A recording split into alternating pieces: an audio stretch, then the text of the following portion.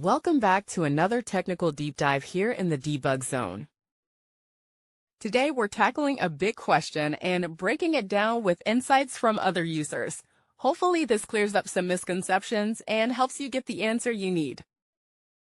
So buckle up, stay a little curious, and let's jump right in.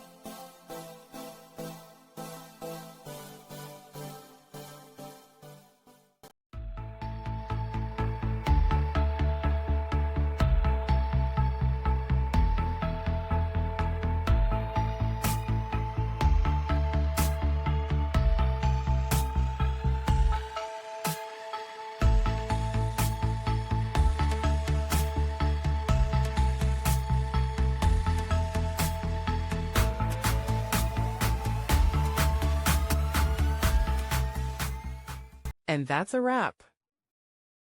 I hope you found the answer you were looking for. If you did, take a second to hit that subscribe button. It really helps out. And let me know in the comments which solution worked best for you. See you next time in the debug zone.